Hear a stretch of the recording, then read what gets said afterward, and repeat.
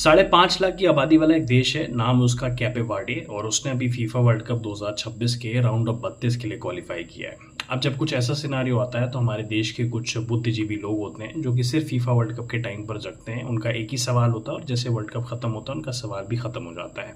सवाल उनका ये होता है कि हमारा देश भारत जो है वो फीफा वर्ल्ड कप के लिए क्वालिफाई नहीं कर पा रहा, या क्या रीज़न है हम लोग क्यों नहीं क्वालिफाई कर पा रहे फीफा वर्ल्ड कप के लिए। तो चलिए जवाब मैं आपको देता हूँ। बहुत सारे वेग रीजंस बहुत सारे लोग दे देंगे, लेकिन मैं आपको कुछ ऐसे रीज़न दूंगा स्टैट्स के साथ जो आपके दिमाग को हिला करके रख देंगे। सबसे पहली चीज़ है कि हम हमेशा ये बात करते हैं कि सिस्टम्स इन प्लेस नहीं है, सिस्टम्स इन प्लेस नहीं है, लेकिन जिन लोगों को अकाउंटेबल करना चाहिए, जिनकी रिस्पॉन्सिबिलिटीज़ हैं उन सिस्टम्स को इन प्लेस लाने की, उनसे कोई सवाल नहीं पूछता। जो स्टेक होल्डर्स हैं, जो डिसीजन मेकर्स हैं, जिनका काम है पॉलिसीज़ बिल्ड करना, जिनका काम है सिस्टमेटिक रिफॉर्म्स करना, वो अपना काम ही ढंग से नहीं कर पा रहे। वो इन्वेस्टमेंट क्या सही जगह पर ला पा रहे हैं या सही जगह पर इन्वेस्टमेंट कर पा रहे हैं इंडियन फुटबॉल में, क्योंकि अगर कर पाते तो शायद रिजल्ट कुछ और होता और मुझे इस वीडियो को बनाने की ज़रूरत नहीं पड़ती। दूसरी चीज़ है, क्या हमारे देश में कितने डेडिकेटेड फुटबॉल स्टेडियम हैं? ज़्यादा सोचिए मत, मैं आपको जवाब देता हूँ। एक भी डेडिकेटेड फुटबॉल स्टेडियम हमारे देश में नहीं है। एक ऐसी कंट्री में जिसकी पॉपुलेशन 1.4 बिलियन है और उसके पास एक डेडिकेटेड फुटबॉल स्टेडियम नहीं है।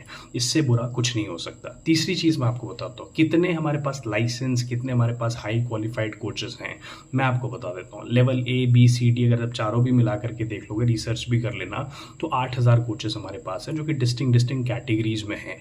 क्या इतने कोचेस सफिशिएंट हैं हमारे पास सिस्टम्स को बिल्ड करने के लिए या प्लेयर्स को निकालने के लिए? The answer is no. आप एक छोटा सा कंपैरिजन कर लेते हैं जापान से। जापान एक कंट्री है जो भी फीफा वर्ल्ड कप खेल रही है, एशियन जायंट्स है। उसके पास 70,000 से 80,000 फुटबॉल कोचेस हैं।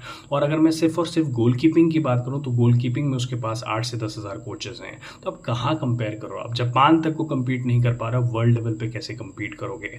इसके बाद चौथी चीज़ बताता हूँ। ये जो बहुत सारे लोग कहते हैं ना कि ओवरसीज सिटीजन्स ऑफ इंडिया या पर्सन ऑफ इंटरनेशनल ओरिजिन के जो लोग हैं, इंडियन ओरिजिन के बाहर के प्लेयर्स बुला करके हम इंडियन फुटबॉल को ठीक कर देंगे, तो सबसे पहली चीज़ है, यही सबसे बड़ा मिथ है।